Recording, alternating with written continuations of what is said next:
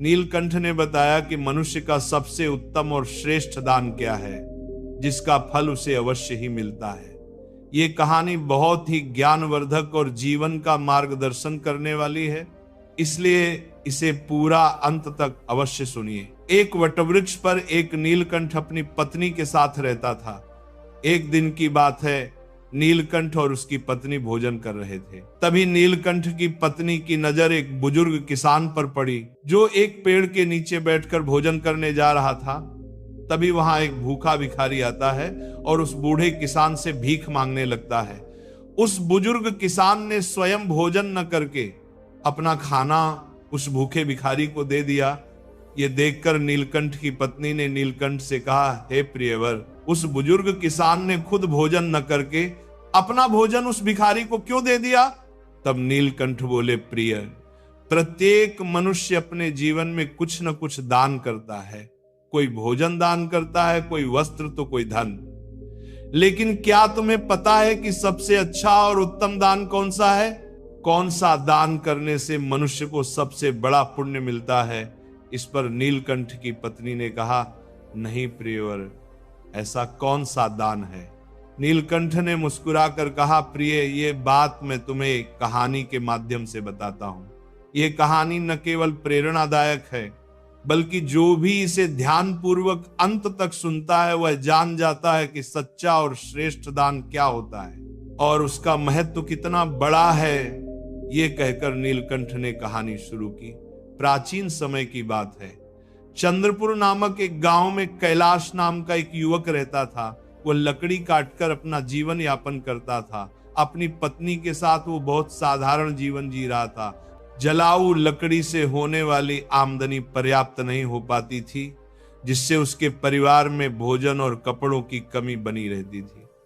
एक दिन परेशान होकर कैलाश की पत्नी गुस्से में बोली, कितने दिनों तक यह सिलसिला चलता रहेगा? न कोई त्योहार मनाते हैं, न कोई खुशी। क्यों न इस लकड़ी काटने के काम को छोड़कर नगर जाकर कोई और काम ढूंढ लो? कब तक हम यूं ही कठिनाइयों और गरीबी में जीवन बिताएंगे? कैलाश ने बड़े प्यार से कहा, भाग्यवान, मैं हमेशा तुम्हारी बात मानता हूं, लेकिन मैंने पहले भी कहा है, मैं ये गांव नहीं छोड़ सकता। शहर में यहां जैसी शांति नहीं मिलेगी और मैं नहीं चाहता कि ये विषय हमारे बीच दोबारा आए। उसकी पत्नी ने कहा, ठीक है, जैसा तुम्हें सही लगे।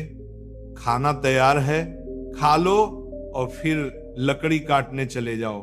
भोजन करने के बाद कैलाश लकड़ी काटने के लिए जंगल की ओर निकल पड़ा। चलते चलते वो काफी दूर निकल गया। वो सोचने लगा, आज तो बहुत दूर आ गया हूं, मुझे एक बड़ा पेड़ चाहिए ताकि आज अच्छी आमदनी हो जाए। लेकिन उसे कोई बड़ा पेड़ नजर नहीं आ रहा था।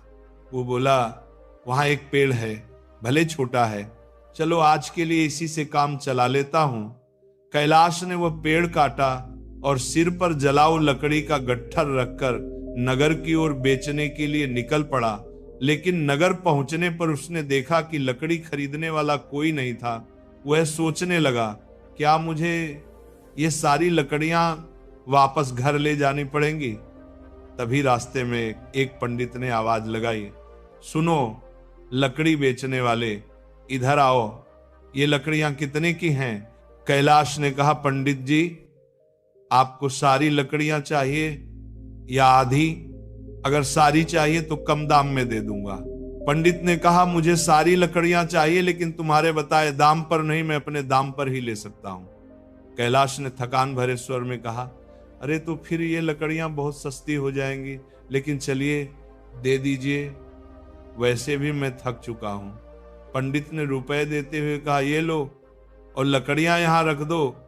वैसे तुम भूखे लग रहे हो, क्या कुछ खाना खाओगे? सब तैयार है, खाना खाकर ही जाना। कैलाश ने कहा, मुझे भूख तो बहुत लगी है, लेकिन अगर मैं खाऊं तो आपके लिए खाना नहीं बचेगा। रहने दीजिए, मैं घर जाकर खा लूंगा। पंडित मुस्कुराए और बोले, चिंता मत करो, यहाँ इतना भोजन है कि 20 लोग और खा सकते हैं। जब भी भूख लगे यहाँ आ जाया करो।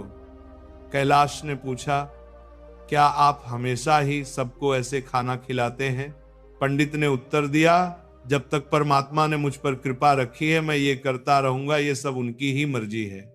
कैलाश ने कहा, ठीक है, तो मैं आज भोजन यहीं कर लूंगा। उस दिन कैलाश ने पंडित के घर भरपेट भोजन किया, फिर धन्यवाद देते हुए बोला, पंडित जी, आप बहुत दयालु और नेकदिल इंसान हैं।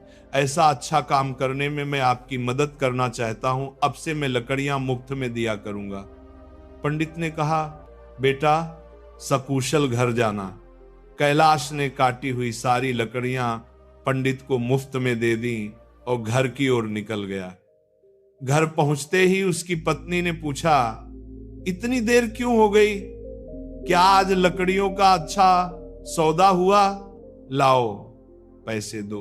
कैलाश ने कहा, सौदा अच्छा तो नहीं था, आज केवल एक ही मिला है, शून्य। ये लो। उसकी पत्नी आश्चर्य से बोली, क्या सच में तुम मुझे केवल शून्य दे रहे हो? मैंने सोचा था कि आज शायद 2 गुना कमा कर लाओगे, लेकिन तुमने तो आधे भी नहीं लाए। इतनी देर तक तुम क्या कर रहे थे? कैलाश ने कहा, मैं लकड़ियां बेचने गया था, लेकिन खरीदने वाला कोई नहीं मिला। फिर पास के नगर में धर्मपाल पंडित नामक एक विद्वान के घर चला गया। उनके यहाँ जो भी जाता है वे उसे प्यार से भोजन कराते हैं। ऐसे लोगों के लिए हमें कुछ करना चाहिए। उसकी पत्नी ने पूछा, हमेशा खाना खिलाते हैं? फिर तो वे बहुत अमीर होंगे, नहीं तो इतने लोगों को कैसे खिलाते होंगे? और तुमने उनकी मदद कैसे की? कैलाश ने उत्तर दिया, वे उतने अमीर नहीं हैं जितना तुम सोच रही हो। वे उस नगर के मंदिर के पुजारी हैं। अपनी मेहनत की कमाई से ही सबको भोजन कराते हैं। मैंने उनकी मदद के लिए कहा कि मैं उनके लिए हमेशा लकड़ियां मुफ्त में काट कर दूंगा। उसकी पत्नी बोली, क्या इतना काफी है? अगर तुम 2 गट्ठर लकड़ी नहीं काटोगे तो घर कैसे चलेगा? कैलाश ने कहा, मैं पूरी कोशिश करूंगा और जो भगवान की इच्छा होगी वही होगा। आज मैंने उनके घर खाना खाया है, एक दिन तुम्हें भी वहां ले चलूंगा। इसके बाद कैलाश हर दिन जलाऊ लकड़ी काटता और अपने वादे के मुताबिक पंडित को मुफ्त में देता। एक दिन पंडित भोजन करने ही बैठे थे कि बाहर से आवाज आई, पंडित महाराज, लकड़ी लेकर आया हूं, यहां आकर ले लीजिए ताकि मैं जा सकूं। पंडित बाहर आए और बोले, कैलाश, मैं तुम्हें आज लकड़ी का मूल्य नहीं दे सकता, तुम अपनी लकड़ियां वापस ले जाओ। कैलाश ने कहा, पैसे कल दे देना, लेकिन लकड़ियां यहीं छोड़ रहा हूं, मुझे बहुत भूख लगी है, क्या आप भोजन दे सकते हैं? वैसे भी आप सबको खिलाते हैं। पंडित मुस्कुराए और बोले, क्यों नहीं कैलाश, पहले अपने हाथ पैर धो लो, तब तक मैं भोजन की व्यवस्था करता हूं। पंडित घर के अंदर गए और पत्नी से बोले, कैलाश आया है, मैंने उसे भोजन देने का वचन दिया है। पत्नी बोली, आपने ऐसा वादा क्यों किया? हमारे घर में खाने के लिए कुछ भी नहीं बचा है सिवाय उस भोजन के जो मैंने अभी आपको परोसा है। अब कैलाश को कैसे खिलाएंगे? पंडित ने शांत स्वर में कहा, अरे इसमें कौन सी बड़ी बात हो गई? तुमने जो खाना परोसा है वही कैलाश के लिए पर्याप्त है। मैं सोचता हूं आज उपवास कर लूं। पत्नी बोली, आप ऐसा कब तक करेंगे? जब हमारे पास खुद के लिए भी पर्याप्त नहीं है तब दूसरों के लिए इतना सब क्यों करते हैं? ये सब कहां से आएगा? पंडित बोले, ईश्वर सब कुछ देता है, पहले कैलाश को भोजन परोस दो। मित्रों, पंडित ऐसे ही लोगों को भोजन कराते थे, भले ही उनके पास स्वयं के लिए कुछ न हो। कैलाश हर दिन जलाओ लकड़ी काटकर पंडित को दे आता था और पंडित हर बार उसे आशीर्वाद देते थे। लेकिन धीरे धीरे उसका घर कठिनाइयों में घिरने लगा। उसकी पत्नी बार बार कहती, हर दिन लकड़ी मुफ्त में दे आते हो तो घर कैसे चलेगा? कभी तो अपने लिए भी सोचो। लेकिन कैलाश ने हमेशा यही कहा, जिन लोगों के घर में भूखा कोई नहीं सोता वहां का चूल्हा भगवान खुद जलाते हैं, इसलिए चिंता मत करो। एक दिन वो जंगल में पहले से भी ज्यादा अंदर तक चला गया। सूरज सिर पर था, प्यास और भूख से वह बेहाल था। तभी उसने देखा एक साधु पेड़ के नीचे ध्यान में लीन है। कैलाश ने सोचा शायद इनके पास पानी हो। वह धीरे से साधु के पास गया और विनम्रता से बोला, महात्मन, क्या मुझे थोड़ा पानी मिलेगा? साधु ने आंखें खोली और बोले, पानी? ये तपस्थली है, यहां मैं 3 दिन से निर्जल तप कर रहा हूं, यहां पानी नहीं है पुत्र। कैलाश ने हाथ जोड़कर कहा, तो मुझे क्षमा करें, मैंने आपको परेशान किया। वह मुड़ ही रहा था कि अचानक उसके पैर में कांटा चुभ गया। उसने आह कहा तो साधु की ध्यानावस्था भंग हो गई।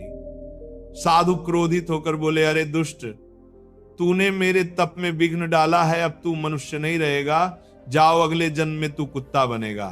कैलाश घबरा गया। उसने तुरंत उनके चरणों में गिरकर कहा, महाराज, मैंने अनजाने में भूल की है, कृपया मुझे क्षमा करें, मैं तो केवल पानी की तलाश में आया था। साधु का हृदय पसीज गया।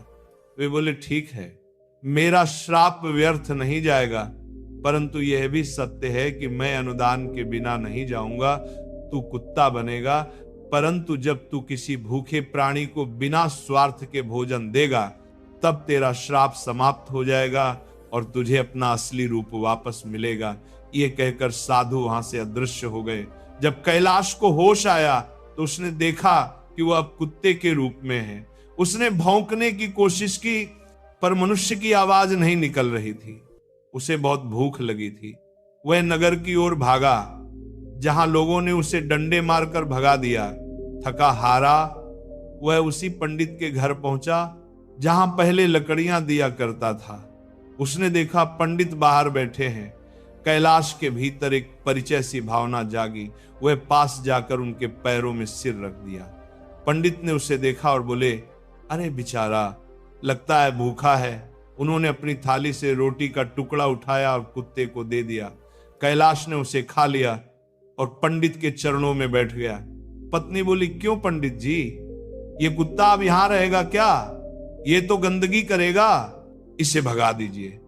पंडित ने कहा, नहीं, ये बहुत शांत है, लगता है इसे भी भगवान ने भेजा है, रहने दो। अब कैलाश उस घर में रहने लगा। हर दिन जब पंडित किसी भूखे को भोजन कराते, कैलाश पास में बैठा रहता और खुशी से पूंछ हिलाता।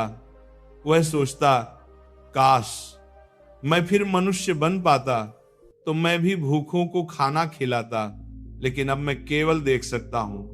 एक दिन पंडित और उनकी पत्नी नगर के बाहर किसी गरीब परिवार को भोजन देने गए। उनके लौटने तक घर में केवल कुत्ता कैलाश था। तभी दरवाजे पर एक भिखारी आया। कोई है? 2 दिन से भूखा हूं। कैलाश के मन में साधु के शब्द गूंजे, जब तू किसी भूखे को बिना स्वार्थ के भोजन देगा तब तेरा श्राप मिट जाएगा। वह अंदर भागा, मुंह में रोटी का टुकड़ा दबाया और बाहर आकर भिखारी के सामने रख दिया। भिखारी ने उसे उठाया, खाया और बोला, हे प्रभु, जिसने यह रोटी दी उसे सुख मिले। इतना कहते ही तेज प्रकाश फैला और कैलाश का कुत्ते का रूप समाप्त हो गया। वह फिर से मनुष्य बन गया, पहले से भी तेजस्वी और शांत मुख वाला। जब पंडित लौटे तो उन्होंने कैलाश को देखा और बोले, अरे तुम यहां कैसे? कैलाश ने सब कुछ बताया। साधु, श्राप, कुत्ते का जीवन और रोटी देने की घटना। पंडित भावुक होकर बोले, बेटा, तूने वही कार्य किया जो सच्चा दान कहलाता है, भोजन दान। वही सबसे श्रेष्ठ है आजन का, क्योंकि उससे न केवल शरीर तृप्त होता है बल्कि आत्मा भी तृप्त होती है।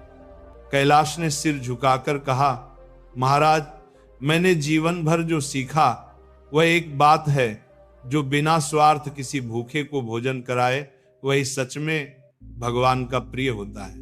नीलकंठ की पत्नी ध्यानपूर्वक पूरी कहानी सुन रही थी। जब कहानी समाप्त हुई तो उसने पूछा, प्रियवर, ये कहानी तो अत्यंत अद्भुत है, लेकिन आपने ये नहीं बताया कि इसमें सबसे श्रेष्ठ दान कौन सा माना गया। नीलकंठ ने मुस्कुराकर कहा, प्रिय, जिस प्रकार कैलाश ने बिना किसी स्वार्थ के भूखे को भोजन कराया, वही अन्नदान सबसे श्रेष्ठ दान है। क्योंकि धन देने से केवल व्यक्ति की आवश्यकता पूरी होती है, वस्त्र देने से केवल तन ढकता है, लेकिन भोजन देने से किसी की जान बचती है। और जो प्राणी के प्राण बचाए वह स्वयं देवताओं के समान होता है। उनकी पत्नी बोली, तो क्या बाकी सभी दान व्यर्थ हैं? नीलकंठ ने उत्तर दिया, नहीं, कोई भी दान व्यर्थ नहीं होता। हर दान का अपना फल है, लेकिन जो दान किसी भूखे के पेट में अन्न बनकर पहुंचता है उसका पुण्य सबसे बड़ा होता है, क्योंकि वो सीधे ईश्वर को अर्पित माना जाता है। नीलकंठ ने आगे कहा, ध्यान रखना, जब भी तुम किसी भूखे को भोजन कराओगी तब ये मत सोचना कि तुमने दान किया है। ये समझना कि ईश्वर ने तुम्हें साधन बनाकर अपने ही अंश को तृप्त किया है।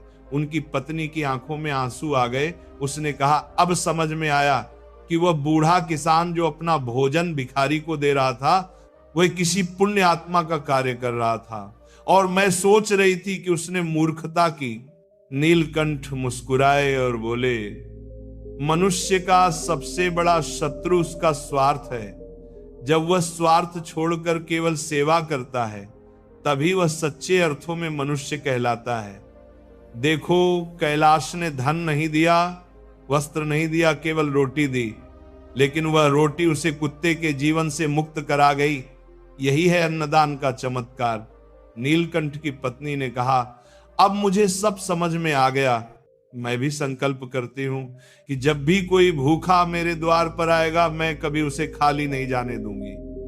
नीलकंठ ने प्रसन्न होकर कहा, यही सच्चा धर्म है, यही सच्ची पूजा है। मंदिरों में फूल चढ़ाने से ज्यादा पुण्य तब मिलता है जब किसी भूखे को रोटी खिलाई जाए। इतना कहकर नीलकंठ और उसकी पत्नी दोनों ने भगवान को स्मरण किया और प्रणाम किया।